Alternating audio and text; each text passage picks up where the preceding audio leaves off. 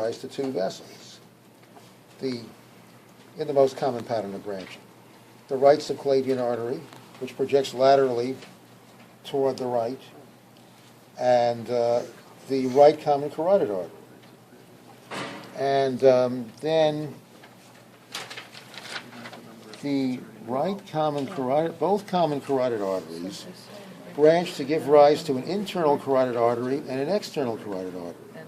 So observe this branching right over here. This is the right common carotid artery. That goes cranially, which is that way. And the two common carotid arteries run lateral to the trachea. Now here is the branching from the right common carotid artery. The left one has the same sort of branching distally. And these two branches of a common carotid artery are the internal carotid artery here and the external carotid artery.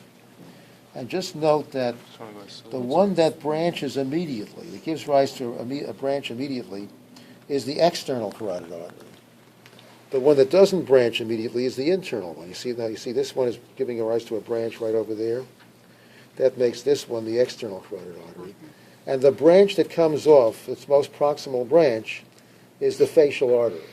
That's what that is. Can you repeat all that again? Yeah. Yeah, that's the way to do it. So I've said this a number of times. I said, don't say slow down, because that's not a useful thing to say. Say, please repeat that. And then if we need to have a repeat it another time, say, please repeat that again. And then I'll do it. Do you have to write right internal carotid artery, or can you just write internal? No, because there's, yes, write down right Because internal is there a carotid left one artery. too? Yeah, then the two Yes. Oh, yeah. Do a left?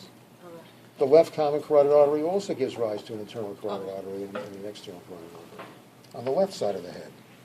So just note once again, here's the right common carotid artery, and about at the level of the angle of the mandible, it bifurcates to give rise to an internal carotid artery and an external carotid artery.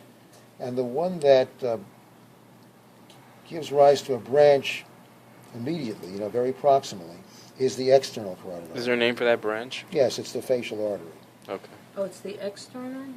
Right, but The external carotid artery is the one that branches immediately. Yeah, he has it, he had it switched the other day. One. Oh, it was switched. Well, whichever way, they actually don't go like that either. The one that has the That's thing just a on the good way side to is the display it. external. They actually go like this. Yeah. So the one that's a little more anterior is the one that branches So which immediately. one's that one? External that you were just touching? The one that branches immediately of these two is the external carotid artery, and its Little branch is most facial artery. proximal branch right there is the facial artery. Now, the internal carotid artery is the one that passes through the carotid canal in the petrous temporal bone, the petrous portion of the temporal bone, and it doesn't branch until it gets into the cranial cavity. All right, Okay. I'm over this. But the external